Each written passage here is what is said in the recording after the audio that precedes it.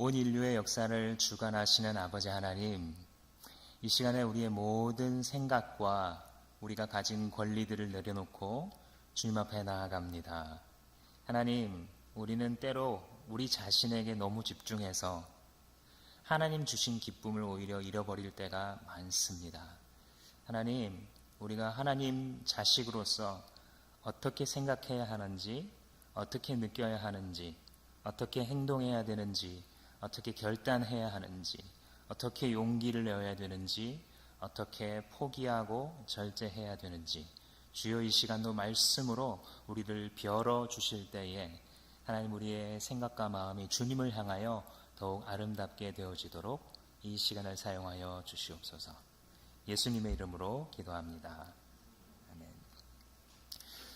인도네시아의 뉴기니 섬이 있습니다. 여러분들 잘 많이 들어보신 파푸아 뉴기니 그 나라와 이 섬을 공유하고 있는 인도네시아 쪽의 영토입니다. 거기서 이리안 자야라는 지역에 돈 리차드슨이라는 유명한 한 선교사님이 1900년대 중반에 그 섬에 들어가셔서 선교를 하신 일이 있습니다. 이 부족이 나중에 출판을 통해서 잘 알려지고 유명해진 이유는 아주 특이한 풍습을 가진 민족이었기 때문입니다. 이분들은 기본적으로 식인 풍습이 있는 그런 부족인데, 적과 싸워서 이기면 그 상대방의 목을 이렇게 꼭 벤다고 합니다. 그래서 목을 베서 그 목을 전리품으로 가져와서 집에다 두고 살이 다 썩고 나면 그 해골을 베고 자는 것을 즐기는 좀 이상한 그런 부족이라고 합니다. 그런데 이상한 것은 그것만이 아닙니다. 이들의 풍습은 언젠가부터 시작된 배반자를 굉장히 좋아하는 그런 풍습을 가진 민족입니다. 배반자를 좋아하고 영웅시하고 그렇게 되고 싶어하는 그런 습성을, 풍습을 갖고 있었습니다. 그 방법은 뭐냐면, 이렇게 우정으로 잘 인간관계를 맺은 다음에 신뢰를 얻어내면 탁 뒤통수를 치면서 살해하는, 그래서 배반살인이라는 이것을 자기들의 일생에 하고 싶어하는 일로 생각하는 그런 이상한 생각과 풍습을 가진 민족입니다. 그들의 전문 용어, 그들이 쓰는 용어도 있는데 투위 아소나이 마카에린이라는 용어가 있습니다. 아예. 그 용어는 무슨 뜻이냐면 우정으로 상대방을 살찌운다, 이런 뜻이래요. 무섭죠? 생각해보면 이게 무슨 뜻인지. 그러니까 똑같이 우리가 인간관계 하듯이 이렇게 웃기도 하고 마음을 나누기도 하고 울기도 하고 그러면서 같이 시간을 보내면서 우정으로 잡아먹을 날까지 기다린다. 뭐 대충 이런 의미입니다. 그래서 이 돈 리차드슨 선교사님이 복음을 전했을 때 그들이 감동하긴 감동했는데 엉뚱한 대상에 감동한 거예요. 누구였을까요? 가룟 유다. 배반의 화신. 와, 기가 막히대. 어떻게 저렇게 완벽하게 우리의 이상을 실현할 수 있는가. 완벽한 배반자의 모델이구나. 그래서 예수님께 환호하는 게 아니라 가룟 유다에게 환호한 그런 민족이었다고 합니다. 도대체 어떻게 생겨먹길래 이 민족은 그런 생각을 하면서 살아가나. 그리고 그런 생각이 풍습이 되어 전체 사회를 뒤덮고 있고 그들의 시간을 좀 먹고 있나. 이해하기가 좀 어렵죠. 그런데 사실 이렇게 뭐 원시 부족, 식인 부족만 그런 것은 아닙니다. 오늘날에도 종종 신문 기사들을 보면 각 나라들의 뭐 굉장히 특이한 풍습 뭐 이런 거 가끔 기사로 나오지 않습니까? 우리나라도 종종 그 대상으로 등장하는데, 몇 년 전에 한 유명 캐나다 포털 사이트에 올라온 기사 중에 하나는 이렇게 10여 개국의 특이한 풍습을 막 열거하다가 한국도 예를 들었는데, 한국 사람들, 여러분들 한국에 여행을 가면은 빨간색으로 무언가를 쓰는 것을 조심하십시오. 그 나라 사람들은 빨간색으로 사람의 이름을 쓰면 굉장히 싫어하고 부정탄다고 여기는 이상한 생각을 하고 있습니다. 이렇게 기사에 몇 년 전에 오른 적이 있습니다. 이 생각이라는 것은 사람마다 다를 수 있고 상대적인 부분이 있을 수 있죠. 우리가 그리스도인으로 살아갈 때도 사실 아주 중요한 부분이 생각이에요. 생각. 어떤 일을 당하잖아요. 그리고 어떤 관계를 해요. 어떤 봉사를 하려고 해요. 어떤 갈등이 생겼어요. 그때 우리의 생각의 길을 이쪽으로 낼 수도 있고요. 똑같은 일을 당했는데 저쪽으로 낼 수도 있는 거예요. 그리스도인들은 자기의 생각의 길을 어떤 쪽으로 낼 것인가, 어느 쪽으로 생각의 길을 파고 나갈 것인가를 하나님 앞에서 반드시 훈련해야 합니다. 이것은 우리가 실제 신앙생활에 있어서 동역자들과 함께 동역할 때 승리할 수 있는 핵심적인 비결 중에 하나입니다. 오늘 우리가 읽은 본문이 바로 생각의 길에 관한 본문입니다. 오늘의 본문은 신앙생활에 있어서 우리가 가져야 될 그 생각, 이 생각법에 대해서 이렇게 얘기합니다. 요약해서 말해보자면 한번 따라해 보시겠습니다. 본질 따라, 사랑 따라. 그렇게 생각하라는 겁니다. 이게 그리스도인이 자기의 생각의 길을 내야 될, 자기 생각의 습관을 가져야 될, 그리스도인 공동체가 그 공동체의 전통을 만들어가야 할 길이라는 것입니다. 무엇이요? 바로 본질을 따라 생각하고 사랑을 따라서 생각의 길을 내는 것. 이것이 필요하다라고 오늘 본문이 우리에게 가르쳐주고 있습니다. 이것이 왜 중요하냐면 생각은, 우리가 마음속에 품은 생각은 아무도 모를지 모르겠으나 그 생각은 반드시 행동으로 옮겨지게 되어 있습니다. 시간 문제이지. 그리고 행동으로 옮겨준 것은 다른 사람의 생각에 영향을 주고 또다시 행동으로 나타나게 됩니다. 이것이 한 공동체에서는 하나의 풍습으로, 전통으로, 심지어는 본질적이고 핵심적인 중요한 것처럼 여겨지는 하나의 유적을 만들어 갈 수 있기 때문입니다. 먼저 본질을 따라 생각해야 된다라는 점을 한번 말씀을 통해 생각해 보겠습니다. 14절 말씀해 보시면 내가 주 예수 안에서 알고 또 확신하는 것은 이것입니다. 무엇이든지 그 자체로 부정하는 것은 없고 다만 부정하다고 여기는 그 사람에게는 부정한 것입니다. 이 구약과 신약을 연결할 때 아주 중요한 진술입니다. 그러니까 무엇이든지 하나님께서 피조하신 것은 선한 것이어서 그것을 믿음으로 받으면 버릴 것이 없다라는 것입니다. 하나님께 주신 공기, 물, 노래, 음악, 장소, 날짜, 시간, 복식, 이 모든 것들은 그 자체로 이것이 어떤 악하다든지 어떤 이것이 본질적인 중요성을 갖는다든지 하는 것이 없다라는 것입니다. 그래서 사도 바울이 지금 말씀한 이것은 한마디 원리로 좀 정리를 해보자면 본질과 비본질을 좀 구분하면서 살아라 이거예요. 그리고 그 둘을 구분하되 본질을 붙잡는 것이 그리스도인에게 아주 중요한 생각이다라는 것이에요. 배경으로서는 음식 갖고 싸웠어요. 이 당시의 교회가 로마 교회도 그랬고 성경의 기록에 따르자면 고린도 교회도 그랬어요. 그러니까 이게 그 당시에 초대교회에 아주 흔하게 있었던 문제인 것을 알 수 있죠. 복음을 전파한 곳마다 음식 갖고 싸웠으니까. 사도행전에도 보면 음식을 누가 더 받느니 덜 받느니 이거 갖고 또 싸운 문제가. 그래서 처음 직분을, 교회 안에 집사라는 직분을 처음 세우게 되는 문제가 바로 음식 나눠줄 사람, 구제 나눠줄 사람을 세우는 게 직분의 출발점입니다. 신약교회.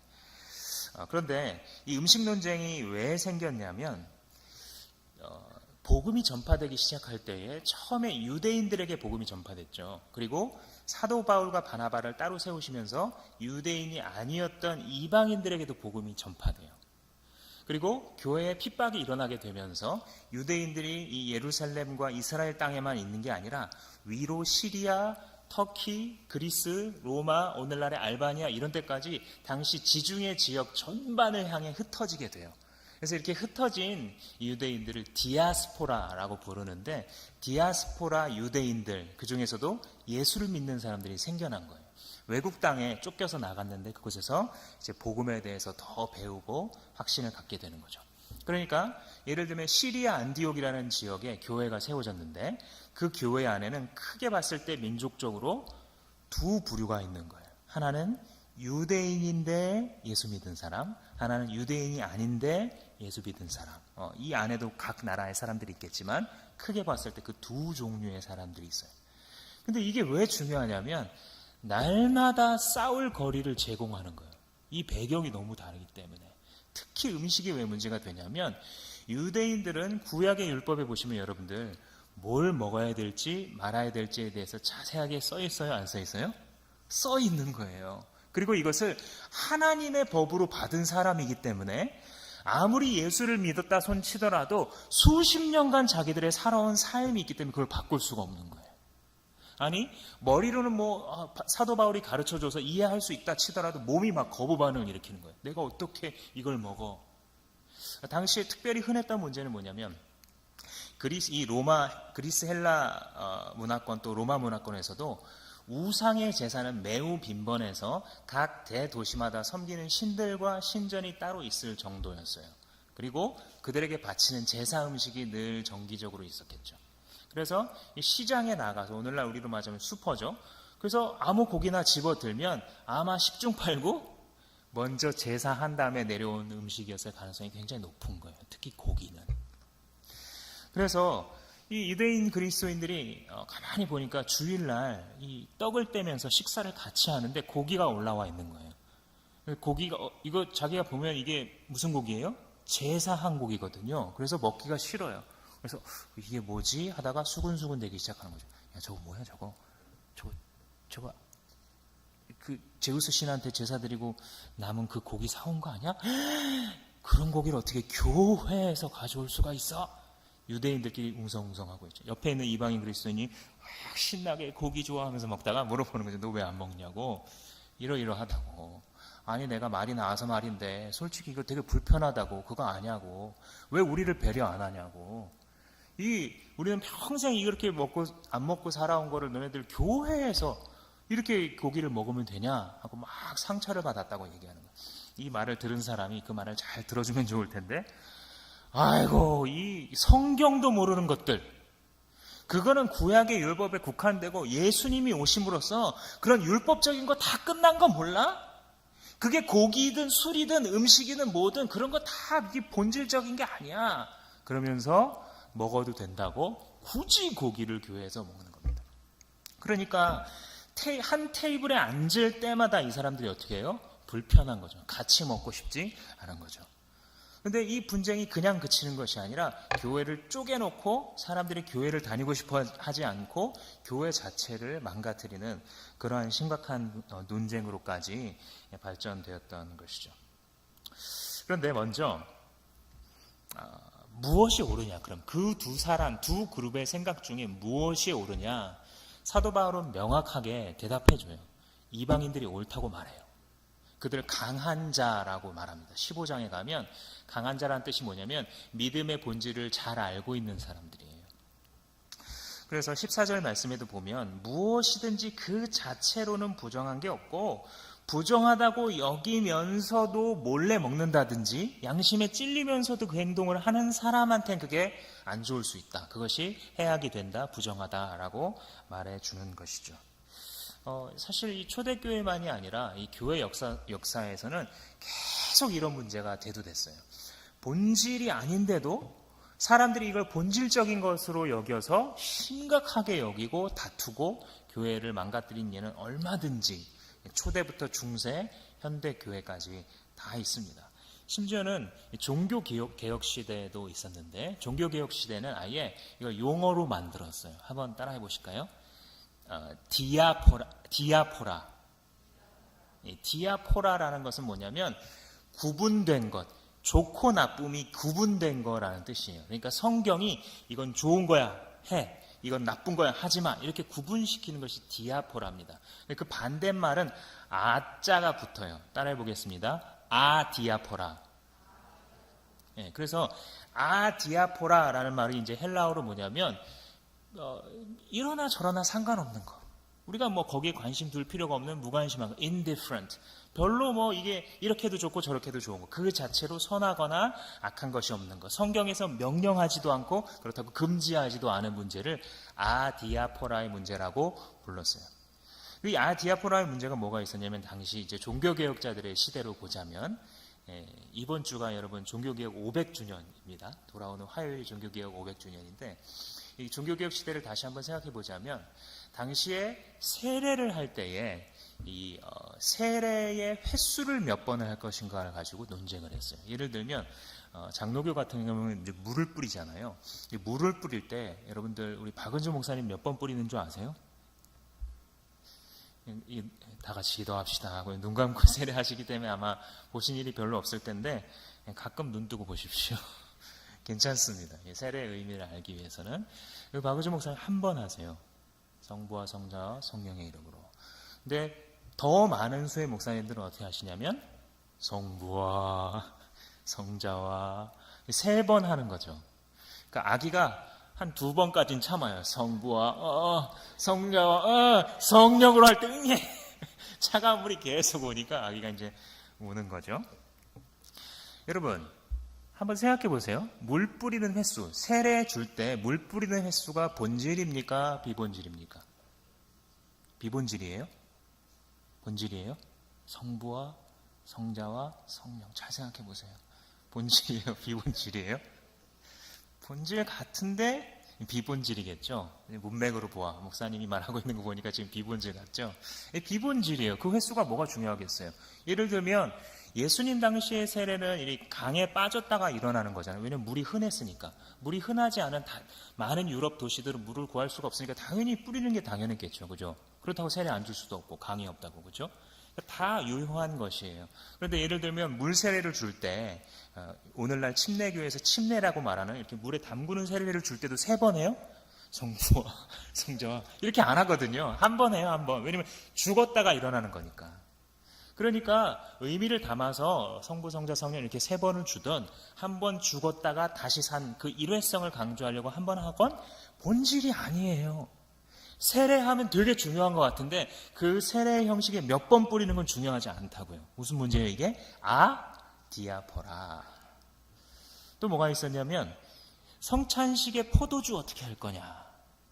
알코올의 도수를 어느 정도 해야 되고 어디서 난 포도마다 다 품질과 맛이 다르니까요. 그죠? 실제로 논쟁됐던 문제들이에요. 현대 교회에서도 악기 가지고 얼마나 많이 논쟁을 했고 복장 가지고 얼마나 많이 논쟁을 했는지 몰라요. 날과 시간을 가지고 얼마나 많이 논쟁을 했는지 모릅니다. 그런데 그 자체로 더 거룩하고 덜 거룩합니까? 그렇지 않아요. 지금 이 예배당이라고 해서 더 거룩한 건 아니에요. 과거에는 그렇게 생각했어요. 본질과 비본질을 날카롭게 구분하지 않았을 때는 용어조차도 성전, sanctuary 이렇게 부르고 거룩한 곳, 주의 성전에 나와 오늘 우리가 예배하면 이렇게 늘 기도를 하셨어요. 그게 딱히 큰 잘못은 아니어도 사실 엄밀히 따지면 여기는 하나님이 거주하고 계시는 그 집이라는 의미에서 성전은 아닌 거죠. 그죠? 성전은 어디예요? 성전은 신자의 공동체, 우리의 마음, 목원들끼리 모였을 때 2-3명이 함께 예수의 이름으로 찬양하고 기도할 때 그게 성전이잖아요. 왜냐하면 하나님은 우리의 찬송 중에 거하시고 우리 예배 중에 거하시잖아요. 그죠? 본질적으로 목장이 하나님의 성전이에요. 이 예배 공동체 안에 모이신 여러분들이 하나님의 성전이에요. 그러니까 이 장소는 정말 엄밀히 기술적으로 말하자면 예배당인 거죠. 그죠? 오늘날 많은 교회들이 명칭을 그렇게 이제 바꾸고 있습니다. 그렇다고 막 성전이로 부른다고 해서 크게 무슨 의미인지 우리가 아니까 그거 갖고 싸울 일은 아닙니다만 이런 비본질적인 것에 얽매여서 그리스도인의 자유가 침해받을 필요는 전혀 없습니다. 본질을 추구한다는 것은 결국 생각해보면 뭐냐면 진짜를 추구하는 거예요. 진짜. 가짜인데 막 진짜인 척하는 거를 요놈 잡았다 하고 딱 걸러내고 여기에 얽매이지 마세요 여러분. 이거예요. 왜냐면 그런 거에 얽매이다 싸우거든요. 그죠? 청바지 입어도 되냐 안 되냐 이거 갖고 크게 싸우거든요. 피아노 강당 위에 올려도 되냐 안 올려야 되냐 이거 갖고 교회가 찢어진 교회가 몇 개인데요. 동서양을 막론하고 있어요. 피아노 강대상 위에 올라와도 되냐 안 되냐 가지고.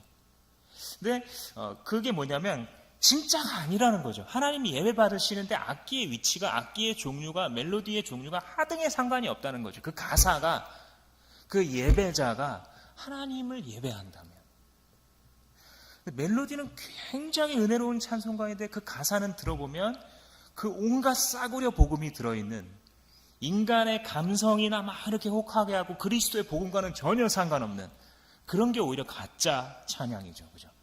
찬양을 부르는 자와 인도하는 자가 잘 구분할 필요가 있죠. 그런 것들을. 그래서 이 본질을 추구한다는 것은 진짜를 추구하는 거고 진짜를 추구한다는 것은 사실 다름 아닌 하나님 자신을 추구하는 거예요. 우리 신앙의 목적과 동일한 거예요. 우리의 생각의 길이 항상 본질을 구분하려고 노력하면 누구에게 가까워지는 거냐면 하나님에게 가까워지는 거예요. 그래서 우리가 생각의 길을 본질을 따라 내려고 하는 것이 중요한 겁니다. 이게 비본질이구나, 이걸 구분해내는 것이 중요한 거예요. 그런데 우리로 하여금 이 본질을 잘 추구 못하게 하는 그것이 있습니다. 그건 뭐냐면 비본질에 집착하는 거예요. 내가 혹은 우리가 오랫동안 해왔기 때문에 딱히 뭐 본질이냐고 물으면 할 말은 없지만 바꾸고 싶지 않은 거예요. 여러분, 그런 거를 가지고 갈등이 일어날 때, 본질적인 부분이 아니고 이 다툼 갈등이 일어날 때 한번 생각해 보세요. 스스로에게 물어보세요. 얘야, 이게 정말 그렇게 중요한 문제야? 이렇게 한번 생각해 보세요. 정말 잘 안 풀리는 갈등이 있잖아요, 누군가랑. 특별히 신앙인들과 공동체 안에서. 그럼 생각해 보세요. 이게 정말 그렇게 중요한가? 이게 하나님 나라를 위해 하나님께 내가 가까이 가는 일에 있어서 정말 그렇게 죽어도 못하겠다고 할 만한 그런 문제인가? 다시 말해서 본질인가? 자문하는 것이 우리의 습관일 필요가 있다는 것이죠. 이것이 정말 본질인가? 아니면 따지고 보니 내 자존심 문제인가? 스스로 속이지 마십시오.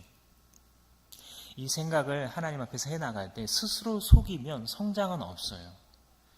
본질이 아님을 양심이 성령께서 안에서 내가 배운 바 성경의 지식이 증거하는데도 불구하고 그걸 자꾸, 왜냐하면 내 입으로 한번 이 발언을 했거든요.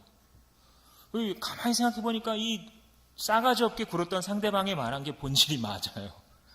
그러니까 굽히기 싫은 거죠. 이미 그게 서로 발언한 상태이고 서로가 다 알고 있는데 거기서 꼬리를 내리고 뒤로 가면 왠지 지는 것 같거든요. 그게 지는 게 아니에요. 하나님께 가까이 가는 거예요.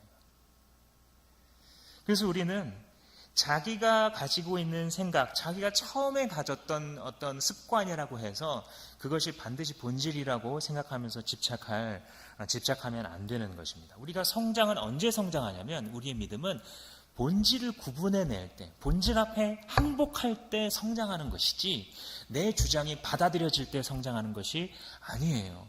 사람들이 존경하는 기독교 지도자는 그 사람의 주장이 항상 맞을 때 있는 것이 아니라 그가 본질 앞에 항복하고 발언을 철회할 때 그 사람이 존경을 받는 거예요.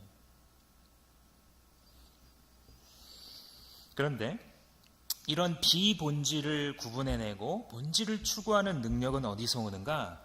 지식에서 옵니다. 지식에서. 그래서 지식이 중요해요. 우리가 때로 기독교 진리 전체의 어떤 면을 강조할 때 지식을 굉장히 비판할 때가 있어요. 그 이유가 있죠.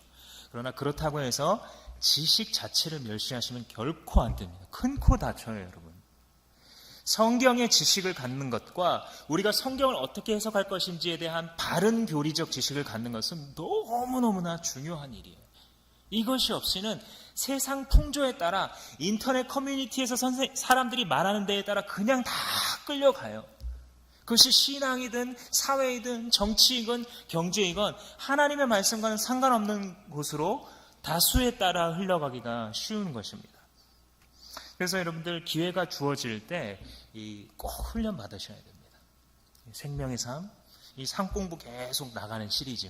또 목자님이 특별히 나랑 같이 성경 공부하자고 할 때가 있을 거예요. 그럴 때 한번 순종해 보세요. 놀라운 성장이 있습니다. 왜냐하면 지식이 있어야, 이 지식은 들음에서 나고 그 지식이 있어야 분별할 수 있게 되고 그래야 본질을 따라 살아갈 수 있게 되는데 본질이 뭔지 알지도 못하는 사람이 뜨거운 마음만 있다고 해서 하나님께 가까이 갈 수는 없는 것이죠. 누구보다 마음 뜨거웠던 중세 수도자들, 불교 신자들이 그 뜨거움을 가지고 하나님께 가까이 갈 수는 없는 것과 같은 이치입니다. 그래서 이 비본질을 구분하는 것, 이 비본질의 문제를 아디아포라의 문제라고 우리가 이야기했는데, 아디아포라라는 이야기를 얘기할 때 사람들이 그렇구나 라고 이해하고 나서 곧바로 빠져드는 아주 익숙한 함정이 한 가지가 있어요. 그래, 이거 아디아포라의 문제야, 이건 비본질의 문제야 라고 하는 순간 많은 사람들이 빠지는 함정, 그것은 바로 무제한적인 방종입니다. 무제한적인 방종. 자기 개인이 원하는 자유를 이거 비본질이야, 너 마음대로 하면 돼 라고 하는 그 원리만 가지고서 실천함에 있어서 많은 문제를 양상해내는 거예요. 왜냐하면 그걸 주장하는 이유가 자기 마음대로 이기적인 자기의 본성대로 하고 싶은 거거든요. 그런데 이 이론의 근거를 삼아서 이제 좀 뭐 배웠다고 그걸 가지고 방종하기 시작하는 거예요. 자기가 뭐 좀 해도 뭐 미디어? 뭐 그 자체로 나쁜 건 아니야. 영화? 뭐 그 자체로 나쁜 건 아니지. 게임? 술? 뭐 음식 폭식하는 거 그 자체로 나쁜 건 아니지 라는 말로 자기를 속여요. 그리고 방종함의 나락으로 떨어집니다. 나올 수가 없어요. 왜냐하면 비본질이라고 해서 힘이 약한 것은 아니거든요. 그래서 여러분들 우리가 비본질과 본질을 구분하고 아디아포라를 이야기할 때에 자기 스스로의 개인적 이기심과 욕망을 충족시키는 방식으로 자기의 자유를 세우라고 지금 이걸 가르치는 게 아니에요. 사도 바울이. 14절을 그것 때문에 얘기하는 게 아니에요. 14절은 지금 더 큰 걸 얘기하기 위한 하나의 준비 단계입니다. 비본질과 본질을 구분하는 것은요. 그 목적이 있어요. 목적. 그 목적은 무엇이냐면 사랑을 따라가기 위해서입니다. 사랑을 따라서 자기의 자유를 사용하기 위해서 구분하는 거예요. 이 우리가 생각해 볼 두 번째의 우리의 생각의 길입니다. 본질을 따라 생각의 길을 내는 것이 중요하다면 그걸 컨트롤해 주는 것이 무엇이냐면 바로 사랑을 따라 생각하는 거예요. 자, 여러분들이 이제 어떤 문제에 대해서 내가 개인적으로 혹은 회사 생활에서 학교 생활에서 어떤 큰 갈등 혹은 교회 생활에서 어떤 문제가 생겼는데 그것을 본질을 따라 구분하기 시작했다고 가정해 봅시다. 그런데 여기 한 가지 함정이 있다 그랬죠? 뭐죠? 개인적인 방종으로 나아갈 수 있는 위험. 그럼 이걸 어떻게 기준을 삼고 그 방종을 피해가느냐? 사랑을 따라 행동하면 되는 거예요. 하나님이 보여주신 사랑의 본을 따라 나아가게 되면 그것들을 구분할 수 있게 됩니다. 15절 말씀해 보십시오. 그대가 음식 문제로 형제자매의 마음을 상하게 하면 그것은 이미 사랑을 따라 살지 않은 것입니다. 자 보세요. 14절에서 음식 문제 그 본질 아니야 라고 얘기했죠. 그런데 15절 말씀에 그게 비본질이라고 해서 네 마음대로 하다가 형제 자매 마음이 큰 근심을 주게 되면 그거는 네가 사랑을 따라 행하지 않은 것이다. 그리스도인이 할 짓이 아니다 이 뜻이에요. 그리스도인이 내야 될 생각의 길은 아니다라는 것이에요. 나에게 이런 그리스도인의 자유가 있으니까 내 마음대로 쓰지. 네가 무슨 내가 고기 먹는 거에 보태준 적 있어? 이렇게 하는 것은 생각의 길이다 아니다? 아니다라는 거예요. 어울리지 않는다는 거예요. 그리스도인에게. 그 생각을 어떻게 바꿔야 되냐면 주님이 나를 사랑하셨듯 이 사람을 사랑하는 방법이 무엇일까라는 거예요. 평생 고기, 우상에게 드린 이 고기를 먹지 않고 살아왔던 이 형제 자매, 머리로는 이해한다 할지라도 그 온몸이 이 고기를 거부하는 이분들에게 내가 어떻게 할 수 있을까? 이렇게 생각하는 것이 바로 이 사랑의 원리를 따라 생각하는 것이죠. 만약에 이 이방인 그리스도인들이 이 본질을 구분하는 본질의 원리만이 아니라 사랑을 따라 생각하는 사랑의 원리까지 알고 있었더라면 아마 반응이 이랬을 거예요. 그래, 뭐 꼭 고기를 교회에서 먹을 필요는 없지. 형제자매들이 아직 믿음이 성장하고 인식이 바뀌기까지 한 세대는 지나갈 텐데, 그럼 뭐 교회에서 고기 안 먹지. 집에서 먹으면 되지 뭐. 이렇게 생각하는 게 뭐예요? 누구의 생각의 길이에요? 그리스도인의 생각의 길이라는 거예요. 그리스도인답지 않은 사람 어떻게 생각한다고요? 그게 우상 제물은 아무것도 아니라고 하나님이 말씀하셨는데 그걸 교회에서 먹을 수 있어야지. 이렇게 생각하는 것이 그리스도인 생각의 길이다 아니다? 아니다라고요. 왜냐하면 이 형제 자매는 이걸 극복 못하고 15장의 표현에 따르자면 믿음이 약한 자인 거예요. 유대인 그리스도인들이. 믿음이 약한 자를 그럼 누가 배려해 줘야 되냐? 믿음이 강한 너희가 배려해 줘야지 이 이방 그리스도인들아. 이렇게 설명을 사도 바울이 합니다. 그러니까 이렇게 그래 꼭 교회에서 고기를 먹을 필요 없지 집에서 먹어도 되지 라고 생각하는 사람은 어떤 사람일까요? 여러분 한번 상상해 보세요. 이방인 그리스도인 중에 아마 두 종류 다 있긴 있었을 거예요. 다수가 아마 억지로 고기 먹는 사람들이었던 거지. 근데 그 두 부류의 이방인 그리스도인들 집에서 먹지 뭐 이렇게 하는 사람과 그래도 교회에서 먹을 수 있어야지 라고 하는 사람의 차이는 뭘까요? 집에서 먹어도 된다고 생각하는 사람은 누구를 생각하고 있는 거예요, 지금? 자기의 유대인 형제 자매를 생각하고 있는 거예요. 이게 차이점이에요. 이 사람의 생각 속에서, 이 사람의 뇌구조 속에서 이 형제 자매가 소중한 거예요. 이해가 되세요? 이게 없으면 원칙대로 그냥 칼로 두부 자르듯 해야 된다고만 주장하는 거예요. 이게 맞으니까 더 신나죠, 지금. 사도 바울이 맞다고 해줬으니까 더 신나는 거예요. 칼질을 하기가. 상대방에는 무참히 이게 진리야 하면서 막 공동체를 묵사발 만들어 놓습니다. 진리의 이름으로 목장을 찢어놔요. 목자가 그래도 돼! 물론 이 사람이 맞긴 맞아요. 불평할 수도 있어요. 목자가 부족하죠. 맞긴 맞는데 그 칼을 가지고 휘둘러서 상대방을 막 난도질하는 사람은 그 머릿속에 이 사람이 소중하지 않은 거예요. 이 사람이 얼마나 적은 믿음을 가지고 하나님께 충성하려고 목사님이 콜링했을 때에 자기의 믿음이 연륜이 적은 것임에도 불구하고 순종함으로 나아갔는지 그걸 귀하게 봐주는 눈이 없는 거예요. 그러니까 그냥 그것만 가지고 나갈 수 있는 것이죠. 그래서 우리의 생각을 마지막으로 통제해 줘야 될 가장 강력한 왕은 누구여야 되냐면 예수님의 사랑이어야 되는 거예요. 우리가 신앙생활을 해나갈 때 사랑을 따라 생각하지 않으면 참극이 벌어져요. 자기가 믿음의 판단과 지식을 가진 자라고 소위 말하는 로마서 15장의 표현을 하자면 믿음이 강한 자다라고 생각하는 사람들만 가득해요. 자기가. 그래서 자기가 옳은 대로만 항상 돼야 되고 이 교회 안에서 무슨 회의를 하면 자기 의견이 받아들여지는 이런 사람들만 가득하다고 상상해 보세요. 은혜 샘물교회 안에 그런 사람들만 가득 앉아있고 목장 안에 그런 사람만 앉아있다고 생각해 보세요. 우리가 행하는 이 기독교 학교 운동, 분립개척 운동을 행하는 이 선두주자들 안에 전부 그런 사람이라고 생각해 보세요. 어떤 일이 벌어질까요?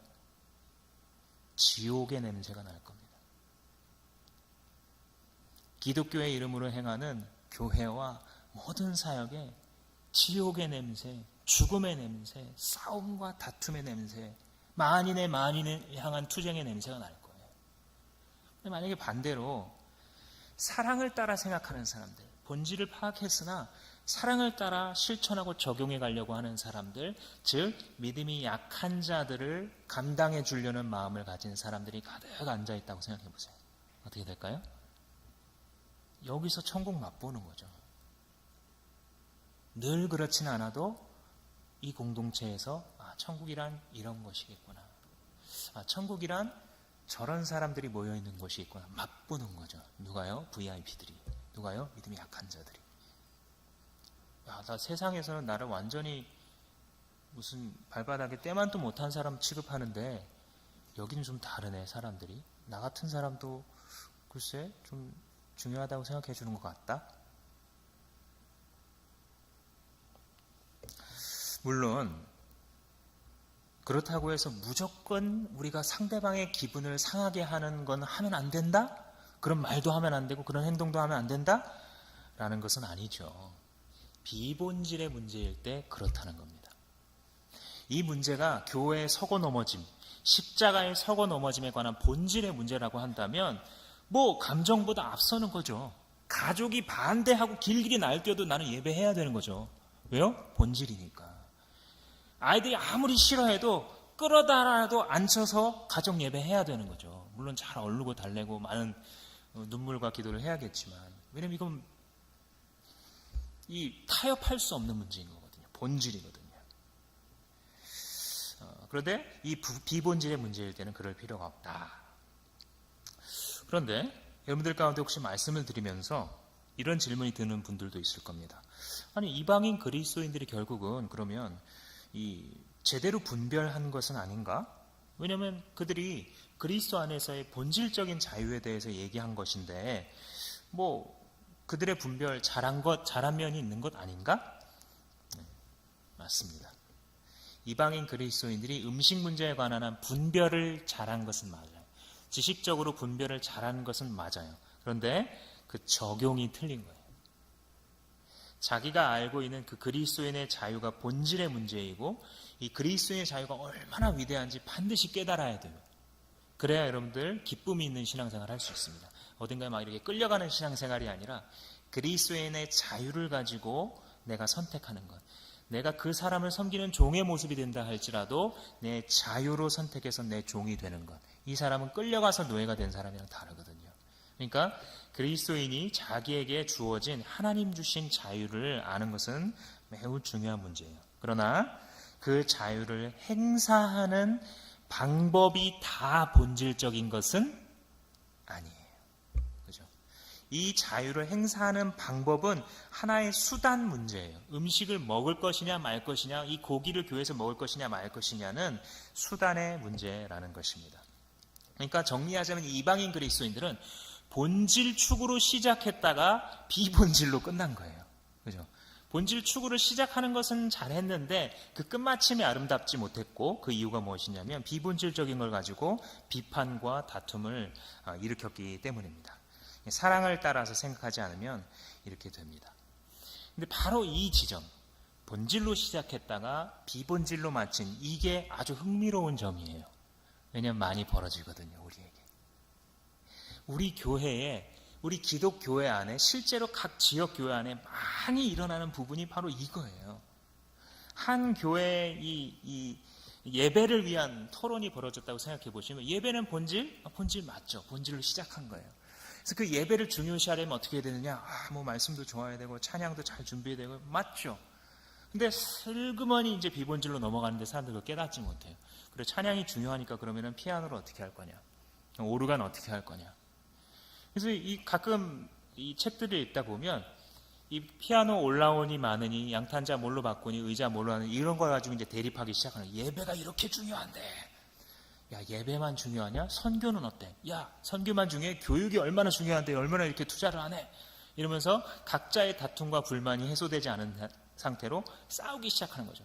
그리고 이게 너무 심해져서 갈라쓰고 교회가 결국은 쪼개지는 거죠. 안타깝게도.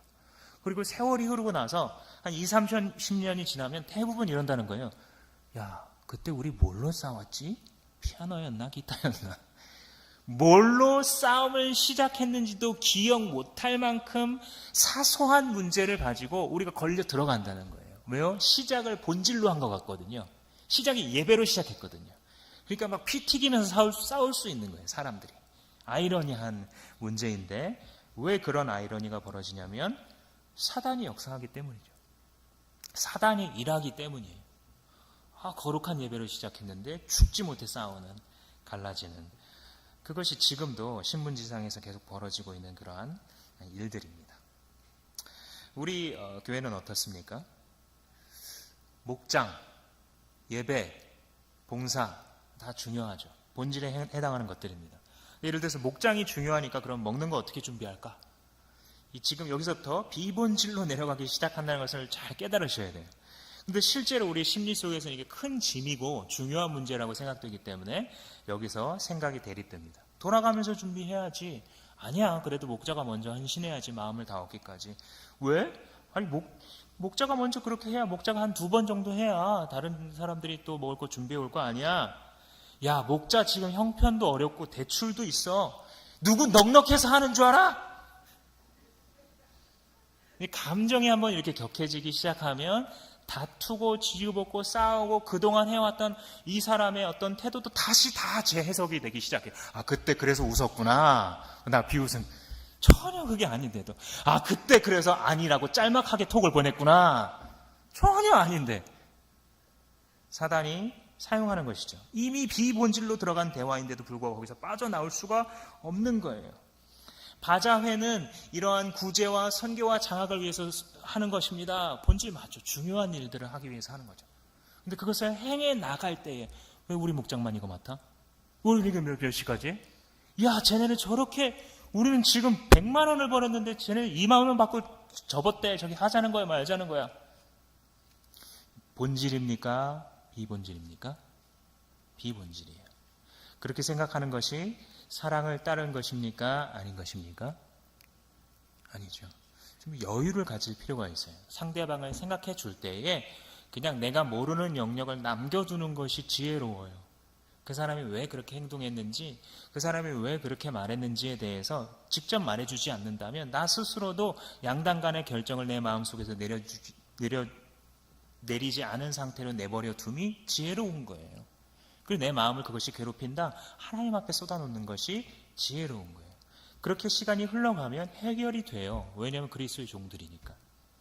근데 해결이 되고 시간이 지나가기 전에 붙기 시작하면 이게 시작이 본질이었는지 비본질이었는지 상관없이 찢어질 때까지 갈 수밖에 없는 것입니다. 그러므로 우리가 해야 될 것은 빨리 알아차리는 거예요. 이게 지금 본질인가 아닌가. 본질이 아니라면 뭘 따라가요? 사랑의 원리를 따라 실마리를 풀기 시작해야 되는 거예요. 그런데 목사님, 설명하신 건 잘 알겠고 이해하겠는데 그래도 자기 주장을 한번 내뱉은 말을 굽힌다는 게 쉽지 않지 않습니까? 그런 생각이 들 때 도움이 되는 것이 한 가지가 있습니다. 그 사람이 어떤 사람인지에 대해서 한번 생각해 보세요. 오늘 본문 말씀은요, 그 사람이 누구냐면 그리스도가 투자된 사람이다라고 가르쳐요. 그리스도가 투자된 그 사람을 너의 그 감정 가지고 망치려고 하느냐, 너의 방종 가지고 망치려고 하느냐, 이렇게 이야기합니다. 16절 말씀해 보시면 여러분이 좋다고 여기는 일이 도리어 비방거리가 되지 않도록 하십시오. 15절 말씀 하반절에 음식 문제로 그 사람을 망하게 하지 마십시오. 그리스도께서 그 사람을 위하여 죽으셨습니다. 한마디로 예수님 값어치가 투자된 사람이라는 거예요. 이 사람이. 예수님 보험이 있는 사람이라는 거예요. 이 사람이. 그러니까 그 예수님을 보고 사랑을 따라 내 생각을 정리하고 주장을 굽히는 것이 그리스도인의 생각의 길에 마땅하다라고 가르치고 있는 것입니다. 말하자면 내게 자유는 있는데, 그리고 나에게 판단은 있는데 그 판단과 자유를 그를 위해서 써주는 거예요. 멋있지 않습니까? 여러분, 정말 존경받는 멋있는 신앙인은요, 본질을 추구하고 사랑을 추구하는 사람이에요. 본질을 추구하기는 하는데 사랑을 따라 하지 않는 사람은 여러분 다 알고 있어요. 그 사람 누군지. 여러분 주변에 꼭 있거든요. 이 사람은 어때요? 한마디로 재수 없어요. 말은 맞아요. 이게 친구일 수도 있고 부모님일 수도 있고 자식일 수도 있습니다. 하는 말이 딱히 틀리지 않고 성경적이에요. 그런데 너 잘났어요. 너 잘났어. 사랑을 따라 말하지 않거든요. 이 사람. 어떤 사람은 사랑이 있는 것 같은데 본질을 놓치는 사람도 있어요. 안타깝죠. 많은 사람들은 호도하니까. 참 신앙의 길이 아닌데도 불구하고 그곳에 머무르게 만들기 때문에 더 무서운 사람이 될 수도 있습니다. 세상에 제일 많은 유형은 뭘까요? 사랑이 있는 것도 아니고 그렇다고 본질을 추구하지도 않는 사람이 제일 많기 때문에 우리가 성령 하나님이 필요한 것입니다. 17절 말씀해 보시면 하나님의 나라는 먹는 일과 마시는 것이 아니라 성령 안에서 누리는 의와 평화와 기쁨입니다. 성령 안에서 가능해지는 거예요. 지금까지 말씀드린 본질을 따라 사랑을 따라 생각하고 우리의 생각의 길을 내는 것은 이 어두운 세상 가운데 지 잘난 대로 가득 찬 이 세상 가운데에서 성령 하나님의 도우심이 없으면 이 일을 할 수가 없어요. 그래서 성령 하나님을 늘 사모하고 여러분 기도의 자리에 무릎 꿇어야 되는 이유가 그것입니다. 하나님 나의 생각을 다듬어 주십시오. 나의 생각의 길을 지도해 주셔서 그 주님 파신 그 생각의 길에 나의 생각의 물이 흘러가게 해 주십시오. 계속 구하고 또 구하고 오늘도 구하고 내일도 월요일 아침에도 구해야 될 이유가 거기 있는 것이죠. 성령을 따라가지 않고서는 의와 평화와 기쁨이라는 게 없어요. 옳은 의는 없고 틀린 길로만 가고 평화는 없고 다투기만 하고 기쁨은 없고 억지만 있게 되는, 성령을 따르지 않을 때 아무리 좋은 일을 교회가 하고자 해도 그런 문제가 생기는 것입니다. 이런 것들이 바로 하나님 나라의 가치인데 이거는 여러분들의 직장 생활이나 가정 생활, 개인 생활에도 적용할 수 있어요. 꼭 교회 생활만이 아니라. 그러니까 이게 이 직장 동료나 배우자나 혹은 부모님이나 자식이 본질에 관한 실수를 한 게 아니라면 넘어가 준다. 이런 습관을 좀 가지면 굉장히 도움이 됩니다. 서로 간의 관계와 나의 성공을 위해서. 부모님의 연약함에 대해서도 혹은 자식의 연약함에 대해서도 이 동료의 연약함에 대해서도 그래 뭐 이게 꼭 완전히 이 회사에 혹은 우리 가정의 본질에 관한 건 아니잖아. 홀로 개인의 생활 시간을 보낼 때도 마찬가지로 이렇게 물어보는 거예요. 내가 지금 본질에 얼만큼 투자하고 있나? 나한테 시간이 주어지면 내가 투자하는 시간과 에너지와 열정과 돈이 본질에 얼만큼 투자되고 있을까? 그래, 내가 밖에 나가서는 열심히 일한 거 맞지. 그래, 직장을 얻으려고 고군분투하고, 혹은 학교 내에서, 직장 내에서 진짜 내가 뼈 빠지게 일한 거 그거 맞긴 맞다. 그런데 내가 나에게 주어진 개인의 삶의 열정과 시간을 얼만큼 본질적인 부분에, 나의 재물과 나의 수입을 얼만큼 본질적인 부분에 투자하고 있을까 생각하는 거예요. 이 생각은 매우 중요합니다. 이 생각을 따라 생각하지 않으면 우리의 육신과 이 육신을 사용하는 마귀가 자꾸 이것을 틈타서 넘어뜨리려고 합니다. 여러분, 복음서에 보면 가룟 유다가 최후의 만찬을 마치고 나갈 때 이 사단이 가룟 유다에게 이 생각을 넣었더라라고 하는 부분이 나와요. 기억나십니까? 생각을 넣었대요. 가룟 유다 속에. 이 생각의 길을 끌고 가려고 하는 거예요, 사단이. 그런데 우리가 자기의 개인 생활에 대해서도 혼자 앉아있을 때 이런 걸 경험해요. 내 머릿속에 뭐가 막 넣어요. 방금 전까지 그런 생각 안 했거든요. 왜냐면 은혜 받고 지금 예배 드리고 왔는데 내가 이렇게 나의 에너지와 시간을 낭비하려고는 생각 안 했거든요. 나의 개인 시간에. 그 생각을 넣었더라. 생각의 전쟁이 거기서 벌어지는 것입니다. 하나님을 따라서, 본질을 따라, 사랑을 따라 생각할 때에 그 결과는 18절 말씀에 있는 것처럼 하나님을 기쁘게 하고 사람에게도 인정받는 일거양득을 누리게 됩니다. 그 반대로 살아가는 사람들은 사람에게 인정받기는커녕 아마 뒤에서 무시를 당하게 될 것이고 다른 사람도 망가뜨릴 겁니다. 그리고 하나님을 기쁘시게 하지도 못하는 이런 길로 가게 되겠죠. 사랑하는 성도 여러분, 하나님 앞에서 생각의 길을 새롭게 내십시오. 하나님께서 주시는 길을 따라서 늘 본질을 구분하는 습관을 가지십시오. 그리고 이것이 비본질이거든 사랑을 따라 생각하십시오. 그리고 넘겨주는 그러한 관대함을 가지십시오. 그렇게 나아갈 때에 하나님께서 여러분들을 온전케 하시고 들어써 주실 줄로 믿습니다. 아까 서두에 말씀드렸던 이 돈 리차드슨 선교사님이 화해의 아이라는 책을 쓰셨는데 바로 그 배신을 좋아하는 이 부족이 한 가지 복음이 들어갈 구멍이 있다는 것을 발견했는데 그게 뭐냐면 부족들이 싸운 두 가족이 화해하는 유일한 길이 있는데 그게 바로 서로 아이를 바꾸는 그런 풍습이 있었다는 거예요. 뭐냐면 갓 태어난 아기를 두 부족 혹은 두 가문이 바꾸고 그 바꾼 아이의 이름을 화해의 아이다라고 명명을 하게 되면 그 다음부터는 절대 배신하지 않고 온전한 화해와 화평이 그 식인 부족 사이에서도 이루어진다는 것이죠. 사랑하는 성도 여러분, 예수 그리스도께서 이 땅에 오신 것이 바로 그것 아닐까요? 원수되었던 하나님과 우리 사이에 화해의 아들로 쓰셔서 계속해서 하나님을 배신할 수밖에 없는 원수된 우리들을 영원히 하나님과 화평케 하시고 우리로 하여금 이제 이 세상이 아닌 하나님의 나라를 따라서 살 수 있게 해주신 예수 그리스도, 그분의 피뿌림을 받은 여러분들, 우리가 어떻게 살아가는 것이 마땅합니까? 어떻게 생각하는 것이 마땅합니까? 주께서 말씀하십니다. 본질 따라, 사랑 따라. 잠시 기도하시겠습니다.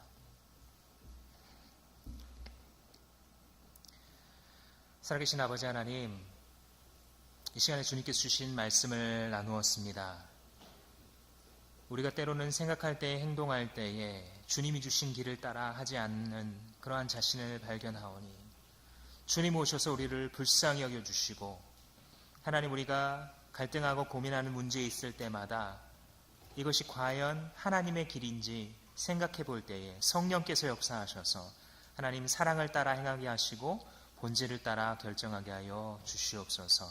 우리의 생각을 방해하고 빼앗아가려는 저 악한 자에게 우리가 속아 넘어지지 않도록 우리를 축복하여 주시옵소서.